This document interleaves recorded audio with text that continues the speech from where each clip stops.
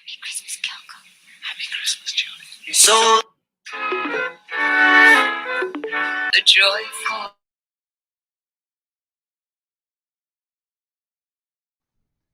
Good evening. I'm Patrick Cassidy, Artistic Director for Studio Tenn.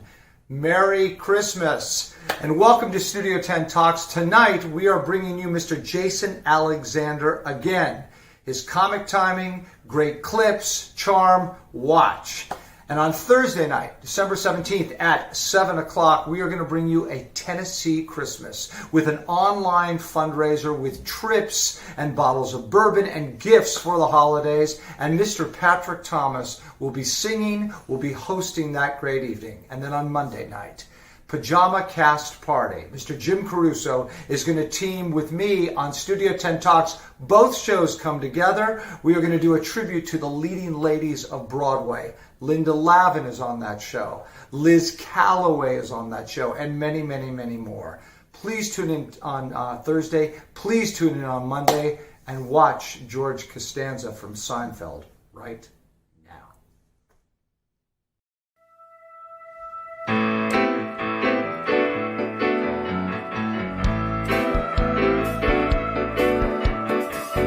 Join us, leave your field to flower.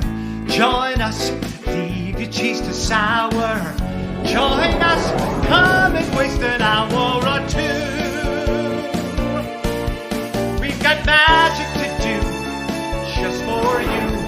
Welcome to Studio Tenn Talks.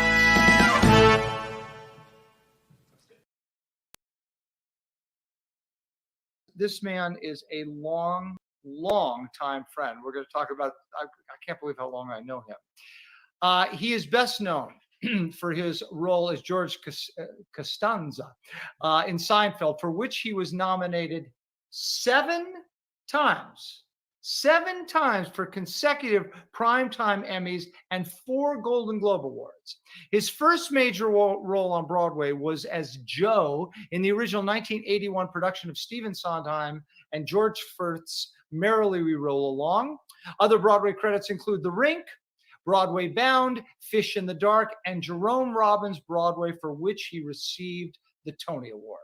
He has done over 140 film and TV credits, including The Hunchback of Notre Dame, Pretty Woman, Coneheads, Friends, 2.5 Men, and Criminal Minds. In 2012, he was honored to receive the Julie Harris Award for Lifetime Achievement from the Actors Fund. I can't believe it. What an incredible guy this guy is. And wait till you hear these stories. Ladies and gentlemen, we are so privileged to have Mr. Jason Alexander. Oh my gosh. Hello. You made me sound like my mother was going, I knew he would amount to something. Well, he did. And the funny thing is that's just a splinter of what I didn't have 3 hours to do the introduction of Jason Alexander. The list gets less impressive as you go on. How are you, my friend? You look I am living the dream, right?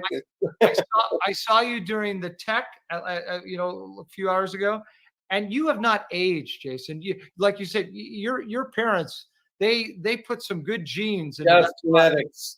My parents went to their graves respectively. My dad at 91, my mother at 98. They looked better than I do now. Well, thank God. We'll talk about you and I working together, but I remember you said to me, we were doing I Love My Wife together, and we were sitting there, we were putting makeup on in the same dressing room, and you said, and I went out because I had to go into like a little thong and take my shirt off. And he says, he has to work really hard to look like that every day. I just go out. I just go out there. It presents itself, brother. All right, so we have so much to cover. First of all, I didn't realize 7 Emmy nominations. 7 for Seinfeld. I think I was nominated for something else. Won none of them. But let's just underline that. You said that's 7 or more than I've ever gotten. So well, be that as it may, on my shelf we have exactly the same number. So 7 nominations. The craziest thing, I actually won a daytime Emmy this year in the craziest situation, right? Your reaction is exactly the correct reaction, because I'm in my live shows from now on. I'm going to bring a $50 bill and say, I'll give it to anybody who knows what I won an Emmy for. Because it was actually something that Funny or Die did. They did these long extended music videos about racist tropes. And they did one for African American, one for Jewish, and one for Asian. And I sang only the Jewish one, the one about anti-Semitism. Right. Well, I guess for the daytime Emmy, you can't be a performer. You're either a writer or a producer. So I won a daytime Emmy for writing, which I did not do, for a thing that was not on TV. That's hysterical. And I thought it was The Bold and the Beautiful, of course. What more? That could be, it's going to be legit. I think my next thing is to get an Oscar for a movie I'm not in. That's my next goal. Well, okay, let's start semi at the beginning. We're going to go back and forth. So, as I said in the opening, most people know you as George from Seinfeld. Yeah. But for our viewers and for the world, if they don't know, they have to know. You are an incredible, accomplished triple threat singer, dancer, actor, Tony Award winner, like I said, Broadway performer. And I want to go through, you got your start, right, on Broadway as Joe in Merrily We Roll Along in 1981. Was that your first? No. Well, there you are. Wait, there I am. Look at that. I still have that shirt, by the way. And Lonnie Price above you, right? Yes. Lonnie Price, Ann Morrison down below, Sally Klein, Terry Finn, and Jim Walton. How old are you in that picture, Jason? I think I'm 20 or 21. You look like you're about 12. Yeah, I know. That's why they cast us. They were looking for children. I actually that was my Broadway debut, and that was the thing that I was the most excited about, because I always my dream of a career was to be in New York and be on Broadway. But I fell into commercials when I was a teenager, and I had actually done one very bad, but if you wait long enough, things come around. I did a very bad horror film about 6 months before I did Merrily, and so that, I guess, was so I had a little bit of a TV career. I had, if you want to call it, a movie career, and then you got Merrily. Yeah. And there's, so it says, oh, Jill Gold. Oh, there's Jill Gold. Jason, you were Gold. Maisel. Thank you. I recently saw The Best Worst Thing That Ever Could Have Happened, that Lonnie directed, and you're hugely featured it. I was blown away. I called Lonnie afterwards because I hadn't seen it, just to say, it made me cry. I was like, oh my gosh, what? And that experience, tell us a little bit about that experience, getting to work with Merrily. Yeah. It was kind of a primer for a life in our business, because it was an extraordinary opportunity. Every day there, you're working with Christ and Moses. It's Hal Prince, Steve Sondheim, and George Firth, and Paul Gemignani, and Ron Field, and Larry Fuller, and you can't believe. And we're kids. We're all kids. So that was thrilling. And but the minute we got it in front of an audience, it was a piece that was struggling to find that audience, to tell its own story. And we certainly, in our production, never cracked that nut fully. I've seen follow-up productions, and I think there are really things to applaud in all of them. But for my money, it's just one of those.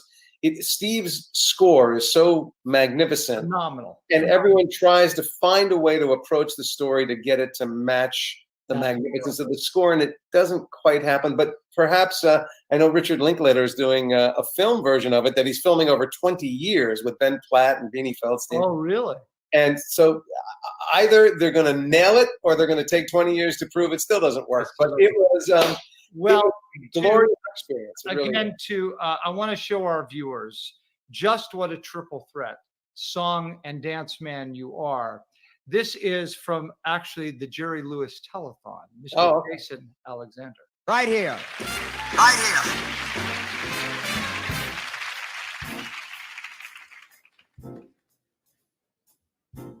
Wanna sing a show too, good old Broadway show too, nothing that has go to, something that has heart, something you can hum or can strum by the hour, something kind of light that's as bright as a flower, something with a tune you can croon in the shower to help the day start. You can keep those rock songs, I don't need those schlock songs. Only summer stock songs set me tapping my toe. How I love to sing a ditty that's and stylish, something Gershwin-esque, Porter-esque, or Kurt Weill-ish. Wanna sing a show too from a Broadway show. Okay.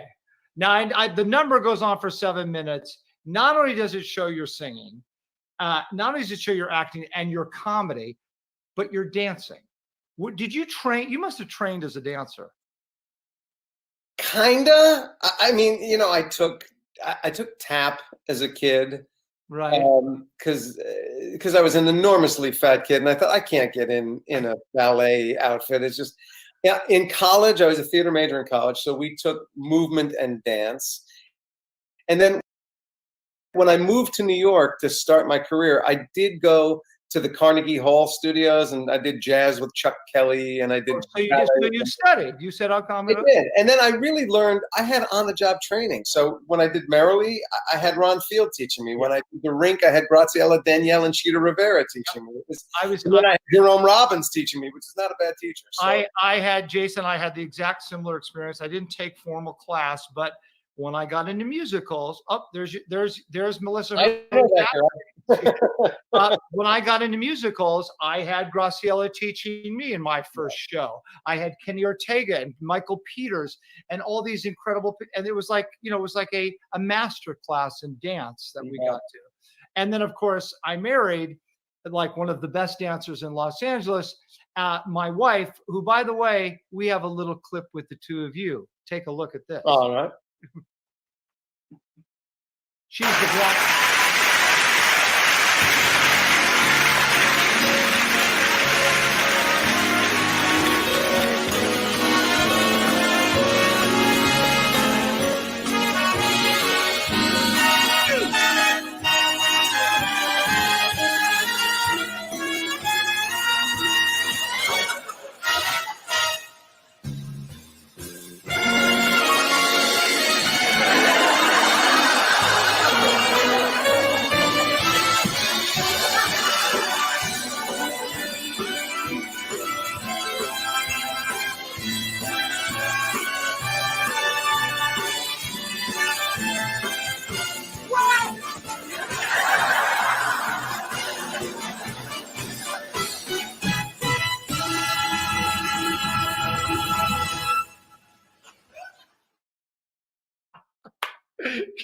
Can you still do the flip? Never enjoyed abuse more. I still can do the flip. The flip was always the trick I could pull out of the hat. Oh my gosh. And that whole number, which is so great about that number, you're abused and taken apart by like 4 or 5 different women, right? Is that what it is? It starts with me at a piano singing the theme to Funny Girl, but we made it Funny Guy, about how you never get the girl. Right. And then it's a dance fantasy with 5 different styles, 5 different women, and they were all glorious. And my friend Linda Talcott, wonderful dancer and choreographer, won an Emmy for choreographing that number. She was brilliant. Oh, it's a brilliant number. I told you I was going to find some stuff that maybe you hadn't seen in a while, but then of course my wife wearing the blonde wig was just, so okay, Jerome Robbins Broadway. You win the Tony Award for this incredible performance. First of all, I mean, I saw the show. It's an incredible show. It's not done a lot. You know, the St. Louis Muni Opera got to do it like 2 summers ago, which was like a first. It's not done, and I don't know if it's because of the rights, of Jerry's rights, or what it is, but it's not done because it's incredibly difficult to do. You know, what people don't remember is the Broadway cast rehearsed that show for 6 months. I know. And we had the finest theater dancers in the country at that time. Right. So to really work up the stamina and to get the technique required for all those different numbers took a great deal of prep time. And the Muni, I didn't get to see it. I did hear a lot about it. It was choreographed by Cynthia Onrubia, who was one of our dance captains and has this Amazing. computer memory for The choreography. original white cat in That's cat. right. That's right. And Cynthia, I think, found a way to cast a whole bunch of people and sort of divvy the show up. They did, as far as I know, they didn't do the entire show that we did in New York, but it doesn't matter. Whatever they accomplished was extraordinary because they only had 2 weeks to put it together, and bless them. That was, I'm sure. Now, so there's a story. The story we know about Jerry Robbins, and I think it happened on that show, the one he goes into the pit. Is that true? It happened on the original company of West Side Story. This was told to me by Cheetah Rivera. Okay. So Cheetah's going to be on this show, so I'm going to talk to her.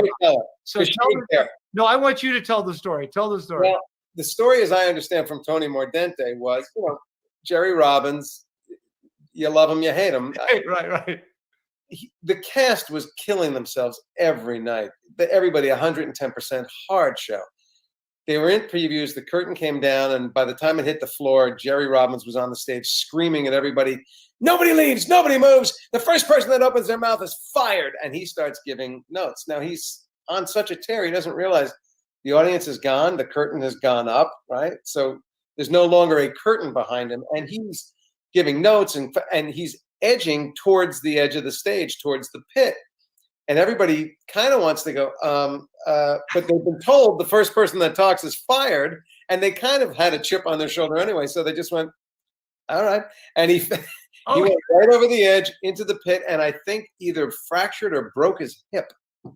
And when he tells the story, when I've heard him tell the story, there was none of the I yelled at everybody, and no, I was just giving notes, and I didn't know.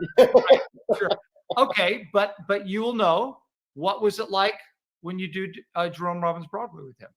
It was, as Charles Dickens wrote, it was the best of times, it was the worst of times. I have never been surrounded by more inspirational people in my life. Jerry Robbins being the head of that list, he was absolutely beyond brilliant, beyond genius. And what you could learn, both by what he did do and what he didn't do, was extraordinary.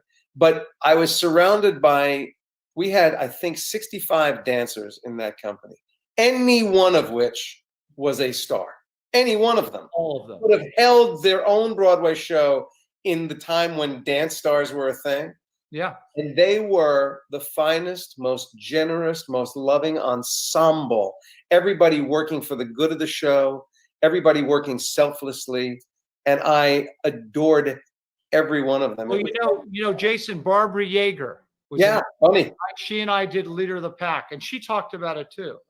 What an experience. Extraordinary. And he was at times incredibly hard and difficult and abusive, but he was when he was glorious, and the work was always glorious.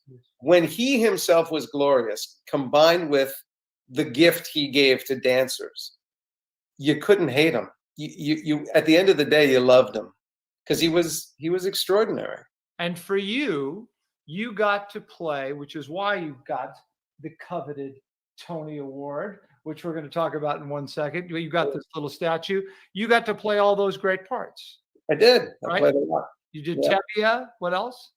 Mine was basically, I was the Phil Silvers and Zero Mostel track. So I had Tevye, I had Pseudolus, and I had high button the Phil Silvers role in high button shoes. And I played, the show for me was thrilling because there was no part for me. And I was basically hired to create the narrative and write my own part. So I got to be on the inside backstage of a Broadway show for the first time. And that was stunning. So I wrote my own part, and I basically played about 16 little characters, but the big ones were Fiddler and Forum and Gypsy and high button shoes and stuff. Well, like it garnered you this little statue. Now, we found out during our little tech time, your trophy is not the original one. No, somehow the original one, it wasn't in an auspicious place, but it wasn't hidden either. Right. Got stolen.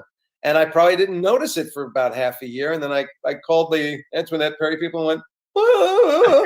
And they sent me a new one, which was very nice. The new one is actually nicer than the old one. And so. Wait, okay, now we're going to parallel a story. So this one that I have in my hand, this is my father's that he won for Best Featured Actor for She Loves Me. Right. And it is an Antoinette original Tony, but it's not the one he was given that night. He was given just the medallion. It didn't have a base to it. Those are the days they'd open the box and it was the medallion in the place. His, we thought, was lost in the fire when he perished, right? Jerry Bach was the executor of his will. And he was there the day that they had to go up to the apartment and they grabbed some items, blah, blah, blah, blah, blah. When I opened on Broadway in 1985 in Leader of the Pack, my manager went to the Antoinette Perry committee and had them duplicate and make one for my opening. It was stunning. It was a moment, right? 25 years later, 30 years later, Jerry Bach gives to my brother Ryan the original one. He had taken it that day and forgot about it and gave it to Ryan. So now we have two. That's extraordinary. Crazy story, right? Yeah. Trent, my friend Trent Mills, he came in and says, what was it like taking on Max? What is it? Bialystock? Bialystock, and making it your own. Hey, did you work with Mel Brooks at all? Very little, actually. Marty Short and I did the production in LA. It was a tour production that sat down here for just shy of a year, and we took over the leads here. So we both had to kind of fit into the show. Marty and I did find our way of doing that show, and Sue Stroman came in for 6 days. We only had 2 weeks to rehearse it, but Susan Stroman came in for about 6 days and really played with us and helped us make it ours. And then that's a show that the two guys at the top, they dictate how that show is going to go. I, being a well-trained actor, tried to do the show pretty much legit. Marty had a totally different idea, and he dragged me to hell with him every night, and I'm so glad he did. It was more improvisational, Marty wanted? It was little things on stage. There was one moment where Marty, every night, was bound and determined to break me up, and more often than not, he did. And it's at the moment where we are waiting for the entrance of Roger Debris, the flamboyant director, and we're sitting in his home on this couch that looks like a set of lips. And there's a bit that's worked into the show where Leo, Marty's character, can't get comfortable, and he slides off the back of the couch, and his head lands in my lap. And once he comes up, he has a line, and that cues Roger Debris to come on. But it's all in Marty's control because he's got the line. So he would come up out of my lap every night, and then it would be the Martin Short show. Of course. If there was somebody famous in the audience, he was doing them. If there was something in the news, he was talking about that. Anything he would do to get me to break. And that's really, it was contained mostly to there as far as the audience can see, but there was always looks. There was always a piece of blocking. He was always sort of, grabbing me in inappropriate places at inappropriate times. and he could take it as far as he wanted to, right? He controlled that. Absolutely. And I have never, listen, the Producers is one of those shows. It is the closest to straight repetition that I've ever done because it's all jokes. And if you don't tell the joke the right way, it's not funny. And it's also staged within an inch of its life. So you could get bored easily doing that show night after night, not with Marty Short. It was Party with Marty every night, and I am so grateful that he said yes to doing it with me. Alice Raver saying that she saw you in the show. She said, just loved you in the show. Jill was saying that she had seen she was playing She Loves Me. Okay, so you and I have so much, like I said, in common. I want to talk about our acting teacher, Mr. Larry Moss. Okay, now I want to. You were a student of Larry's in New York, even before California, right? Sure. Yeah. I was 18, 19. I went to his class. He taught at HB Studios, at Herbert Burkoff Studios. New York, yes. He initially had been, I think, substituting for Win Handman. That's right. And boy, I mean, my Alzheimer's is kicking in. So I know he was over on the East Side somewhere, He taught at HB Studios, and I went and audited like 2 classes I was doing, and fell in love with him, and just thought he was. And that was an amazing class. In that class was Donna McKechnie, and Betty Buckley was in that class, and he taught. I had never, and still to this day, I never met anybody who taught a musical theater class like Larry Moss. Larry Moss's musical theater class that he said to me he learned from David Craig. Right. that David Craig and that he's so okay. So now we cut to California, and Larry's come out to teach in California, Mhm. and I believe you and me were, I think, his first 8 students that were there or something. And you came in. I don't know if you'll remember or not. You came in to do something. You were doing. Oh, I know. You were doing, what was the Pacino movie where you did a scene And for Justice for All. Yes, that's right. You were doing that scene for us, and you were amazing. I was like riveted. You were like so good at doing that thing to the court and stuff. You're out of order. You're out of order. That whole bit. And you said, and I said, Jason, how's it going? You said, yeah, I just did this little pilot, got picked up for 4 episodes called Seinfeld, and you dismissed this thing. I don't know if it's going to sell or so. Well, and history goes on. And it's, whether I knew it or not, it happened all by itself. and did you?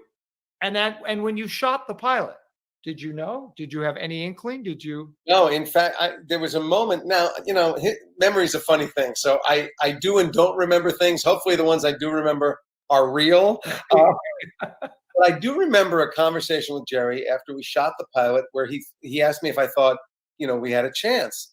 And I remember saying to him, I don't think so, but not because I don't think this is really good. I do think it's really good. I think it's funny and original. And I said 2 things. One, the #1 comedy on television when we made our pilot was Alf. And we were not anything like Alf. About a puppet.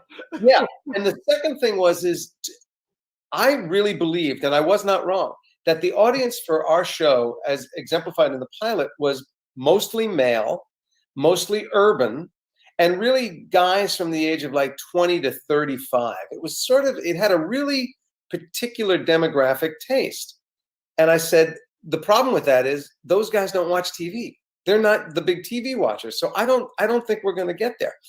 I was actually right, because the pilot originally was not picked up. It aired. They threw it on the air just to kill a slot, and it got a nice review, and so they revisited it, thank God.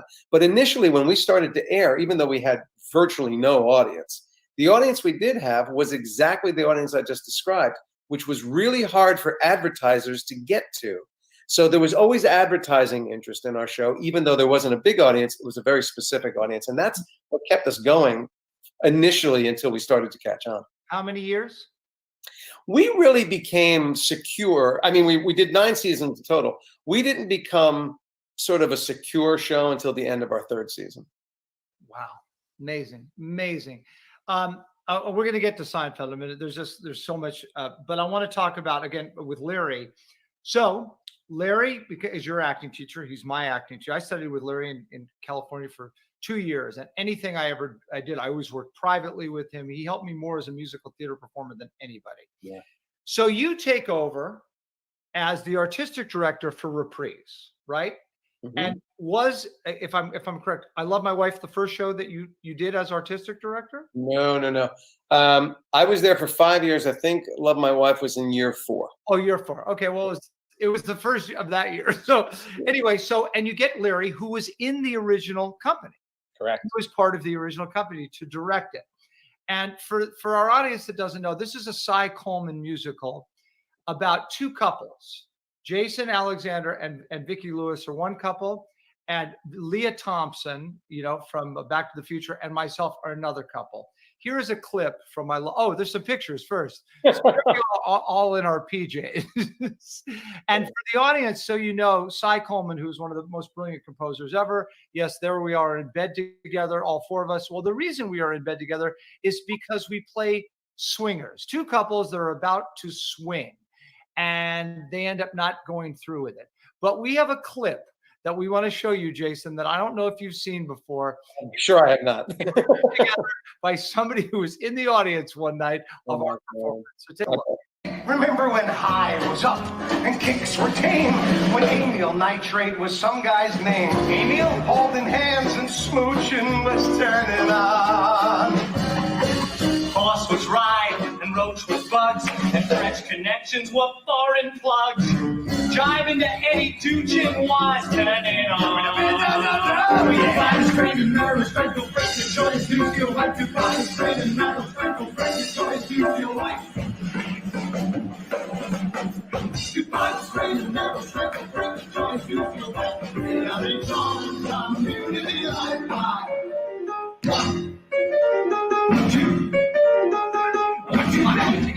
No, no dregs. One pup. What harm is there in one pup?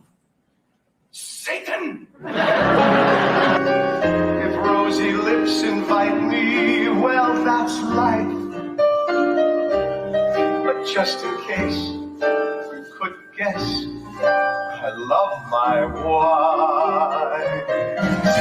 Big pop and your ears are temporarily gone. Everybody today is pumping into fights. Look what they're stuffing. Holy God, don't touch that muffin. God knows what your grandpa's stuffing. Everybody today is turning on.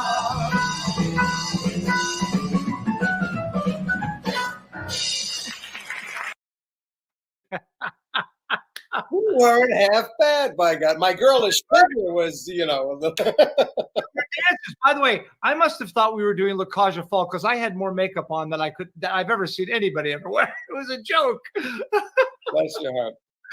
That was what an experience. So, okay. So it was your 4th year there. Tell me about, because as I said earlier, Ernie, Nolan, who was a performer in Michigan and stuff, and yourself, obviously. What was it like stepping into the artistic director job for you? I was blissfully ignorant of how hard a job it is. Difficult. The assumption is, well, what's so hard? You just, if you know a lot of shows, you figure out which ones to do and you put them on. My dad's got a barn kind of thing. The business end of running a theater company, of getting shows on, of creating an environment where people not only feel safe and welcome, but can do really good work. And to do that in Los Angeles, which is an odd theater town. There's a lot of theater here. So clearly there's enough of an audience to support it, but it is not something that people get excited about. And you have to create that excitement. You have to earn it every time. And it was a very rough go. Everything we did, I thought, was glorious and successful. I was very proud of it. But we were a subscription base, and our base was a very old demographic, and every year it would go down and down because people would die, people would get ill, people would retire, and it was just very hard to program sort of younger material and try and get a younger audience while keeping an older audience comfortable and satisfied. And eventually, the business model on it just broke, and there was nothing we could do to keep it afloat. So I always say I learned a lot. I did a third to half of the job fairly well. I was very proud of what we put in front of people. Mm-hmm. The work that I was able to do behind the scenes, my God, if we didn't have brilliant people like Danny Feldman, who's now running Pasadena Playhouse, and Gilles Chesson, who Adam will be able to tell you about. He was in the original company of Rent. He came in as our producing director. Susie Dietz was my partner there for years. Brilliant. If it wasn't for them, I wouldn't have gotten 5 years out of it. So welcome to the club. I get it. I have incredible people here for that very same reason that you're talking about. Todd Morgan, our managing director, is amazing, and William Geis, who's our development director, marketing director. They're amazing guys, because you and I know, coming from where we come from, yes, we put on shows. Yes, we know talent. Yes, we know we have that artistic thing. But the other part of it, what I learned so much at 5-Star Theatricals, that admin word, woo, that's a whole other game. Yeah. A whole other game. And you have to love it. You have to be as passionate about that as you are about the other side to really do it well. And I was not. I was not a math and science student. I was all language and history, and give me a song and I'm there.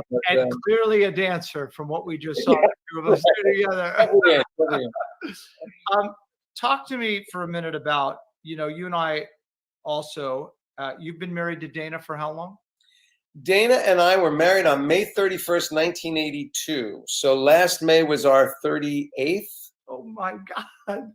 Okay, that in itself. I mean, I'm married to Melissa almost 27 years. We have 2 boys, like you and Dana have 2 boys, right? How old are your boys now? Gabe is 27. He's getting married in 3 weeks. Noah is 24. Are you ready for I I know Dana's ready for grandma. I think we're kind of, you know, I love my boys and I love them as men, but I look at pictures of them when they were little and I just get so sad because I miss those little boys so much that, yeah, it might be nice to get a taste of that again. You know, Jason, you couldn't be more right. Melissa and I, we have all of our stuff from the baby movies and all that stuff. We had to convert it, you know, to DVD, and we sometimes put it on just to watch them. And I have little clips on my phone of them, and you really see. I remember my mother saying that to me. You know, you'll always be my baby, and you really, as a parent, relate to that. That they never grew up. They are that 3-year-old. They are that 4-year-old. You know. Yeah. And that's awesome, man. I'm so happy for him. Congratulations on getting married. Susanna says, I forgive you for Philip Stuckey and beg for more Asher Friedman. Oy. Yeah, Asher will be back. From what I understand, Asher will be back. That's Mrs. Maisel she's talking about. So we play a couple games on this show, my friend. All right. There's my friend Danny Anderson. Patrick asked Jason about his experience in Pretty Woman. Did you enjoy Pretty Woman? Have you ever worked with Garry Marshall? No, no, but I worked at his theater. I did, and I met him there. I never got to work with him. I worked at his theater. You cannot have a bad experience working with Garry Marshall, even though that was another one where we didn't think the movie was going to do a thing because Garry was kind of creating it on the fly, and we couldn't see the forest for the trees. We had an amazing time. I loved Richard. I loved Julia. I didn't get to work with Hector, but I certainly know Hector Elizondo. It was a joy to work on, and we are blown away by the response it had then, and that it still has a life now. Because post Me Too, well, pre Me Too, it wasn't really the biggest message. And for you, that part, not. What I mean, yes, dark and you. I mean, you. How can you hate Jason Alexander? Yeah, I was in that movie. It was really, and that's what I mean about Garry kind of put that movie together on the fly, because the scene where I am beyond redemption is the quasi attack scene, right? And we did versions of that scene for comedy where she beats the crap out of me. We did it a number of different ways. He eventually picked that one. I went, oh, thanks so much, Garry. That's great. But again, credit to you as a performer, you getting to do something like that. Anyway, so we play on this game. We play on the show. We play a couple games. The first game. I'm going to turn on more light so I can play this game. 1 second. Here we go. All right, now, okay. Now I'm ready. Here we go. So the name of the first game is called Remember the Lyric. I'm already bad. I lost already. Okay, it's okay. Don't worry about it. So I say a lyric, and then I'll point at you, and we'll see if you come back to me with the other lyric. If you don't, you can hum the melody. Okay? All right. Here we go. So it's, hey, old friend, are you okay? Old friend. What do you say, old friend? Are we or are we unique? Yo! Ding, ding, ding, ding, ding, ding, ding. Could you have done the whole song? That one is probably in my head. A lot of Merrily, for some reason, is in my head.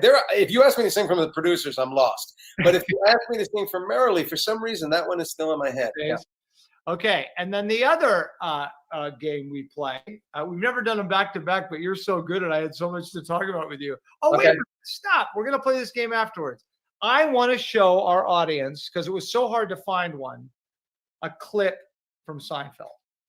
Now, this clip is, I talked to you about clips because there's so many. Which one do you do? Which one do you do? But this clip about the botanist, do we need to set this up or just oh, not the marine biologist? I mean, the marine biologist. So if you don't know what it is, George, if you don't know Seinfeld, George is a big liar. And he often tries to pawn himself off as things that he's not. Jerry, in this episode, has met a girl that George used to be smitten with and lied on my behalf, telling her that I was a marine biologist. And I have been trying to pull it off in our whole dating of this episode. And depending on where you go, is this the coffee shop scene at the end? The coffee shop. It starts with you walking into the sea. Okay, so on our date at the ocean, a whale beached a whale gets beached, and somebody says, "Is anybody here a marine biologist?" That's all you need to do. Okay, so is anybody here a marine biologist? Mr. Jason Alexander from Seinfeld. Okay, if nothing else, if you just show that for the rest of your life, you've done it. Well, You've done it. here's the miracle. The reason I tell you about that one, here's the miracle of the show. So our writers and our producers were we didn't use a laugh track. It was that's really audience laughs. And that scene, when we went in front of the audience to shoot that day, that scene didn't exist. My story ended when I walked out into the ocean. And there was another scene in the coffee shop, and I guess it was good, but the guys just didn't think it was good enough. Larry and Jerry and the guys wrote that monologue on the fly on a napkin. And they come running over and they go, "How fast can you learn a monologue?" I go, "How long?" And they go, "About a page and a half." And I went, "A couple minutes." No problem. That is the only take we ever shot. That is the only time we ever played that scene in front of cameras. That's it. And that laugh, because Kramer has been hitting golf balls into the ocean. Right. And when I pulled that golf ball out, between my look and his look and Jerry's look and Julia's look, that laugh went for almost a minute. It was that's why I had to cut it at the golf ball, because I would have had to set. But you're right. He's hitting those golf balls in forever into the ocean. And you pull that golf, and that look on him of guilt and shame is hysterical. But basically unrehearsed. That was the magic of that ensemble at that point, that we could do something like that. And it would look like you would never know we had never rehearsed it. Well, my friend, you're just, I first of all, I am so honored to get to talk to you and see you. And you are a man and a mensch and a truly remarkable talent and a longtime friend. And I feel privileged. We do one other game on this show, Jason, and it's called You Become the Host. And with a mind like yours, you get to ask me one question. Any question you want, but you are the host for one question. All right. So the Cassidy family has been a television institution for as long as I can remember. You have one opportunity to do one thing that either your mother, your father, or any of your brothers has done that you believe you really are the rightful heir to that role, that moment, that thing. Is it a song, a scene, a show? What is it? That only one of somebody else in your family got to do, but that you believe, if I could get a crack at that, I think I could own it. What a remarkable question. Again, on the fly, it's like the monologue from Seinfeld. It's a couple. One, I've gotten to do it. It was getting to do Harold Hill in The Music Man, because that role, the reason I exist was because of the footbridge scene. The reason I became an actor and not a quarterback was because of high school and breaking my. So getting to do that part finally, and numerous times, was it. But on the other side of that, I remember when Sean became a writer after he had been a teen idol and did that whole thing and been an actor, and a very good actor, really good actor. But when he turned and became a writer, it was the one defining thing that made him different, with the last name of Cassidy. And for me, it's being an artistic director. Well, let me tell you, my friend, you've thrown wonderful. You've been so flattering, and everything you've said about me, I send back to you in spades. I am so proud of you for many, many things, but to get up and make a change in your life like this and commit to it, a new place, I know, a new community, not that you're abandoning anything from your old career, but adding this to it and carrying the weight of it. And I know right now it's such an odd, because where are we? We don't know. And what will we be exactly when we come back is a little hard to know now too. But this company and this theater in your hands could not be in better hands. Your experience, your heart, your creativity, your talent. I think this community and the state of Tennessee is in for an awfully fun ride when you get to spread your wings. You're awesome. You are absolutely a gem. I love you. Give my love to Dana. I will. And to my dance partner, please. Yes, I will. I will indeed. And thank you so much for being a part of this, Jason. You're just the best. Thanks, buddy. Be well. Stay safe. I will. Bye, everybody. Be well. Amazing. Are we the luckiest? Are we so honored to have these people, Ernie Nolan and Jason Alexander, and next week I have can't believe it.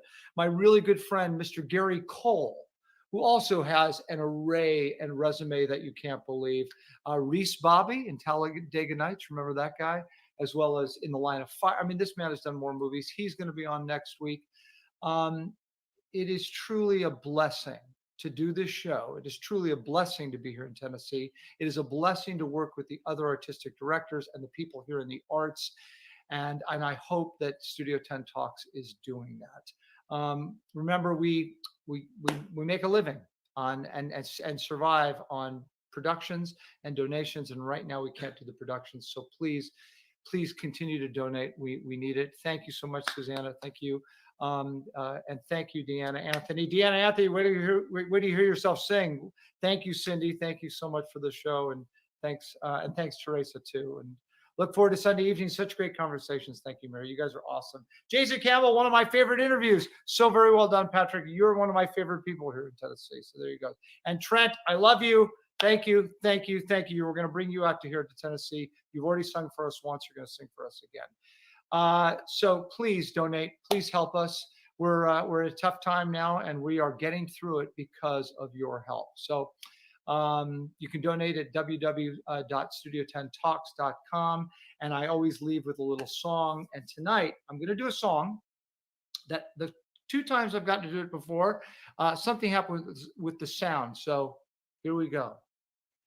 Goodbye, old friend, my old friend. Good night, everyone.